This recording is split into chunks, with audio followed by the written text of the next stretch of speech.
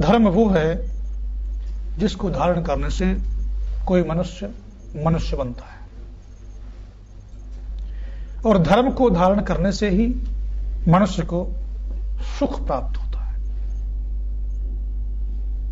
ऐसी स्थिति आनी चाहिए कि मनुष्य धर्म को धारण करने वाला ही पैदा हो, ताकि वो ठीक ठीक अर्थों में मनुष्य बन सके और सुख को तथा अपने चरम लक्ष्य मोक्ष को प्राप्त कर सके। भारतीय अध्यात्म में, सनातन धर्म में जो 4 पुरुषार्थ कहे गए हैं, उनमें पहला पुरुषार्थ है धर्म।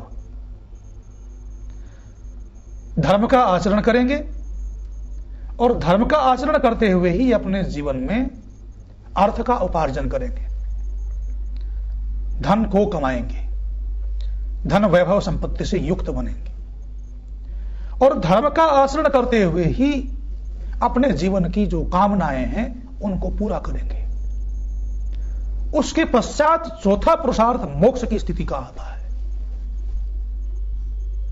ऐसा मनुष्य पैदा किया जाए जो धर्म को अपने जीवन में धारण करे, धर्म पूर्वक अर्थ, काम और मोक्ष प्राप्त करे। ऐसा मनुष्य कैसे पैदा हो ताकि वो सच्चे अर्थों में मनुष्य बन सके। आज हमारे देश में, भारत में और दुनिया में योजनाएं बनाई जाती हैं। इस देश में कई बार यह घोषणा की जाती है कि उतने समय तक देश के कोने कोने को इंटरनेट से जोड़ देंगे, देश के गांव गांव में साइबर कैफे खोल दिया जाएगा, उतने समय तक फला बांध परियोजना पूरी हो जाएगी। अनेक प्रकार की योजनाएं बनाई जाती हैं। 57 वर्ष आजादी को प्राप्त हुए हो गए। 5 वर्षीय किसी भी योजना में या उससे कम समय की योजना में, आज तो योजनाओं का ही मालूम नहीं चलता, न मालूम कब योजना बदल जाती है। साल साल, 1.5 साल की भी योजनाएं रह गई हैं।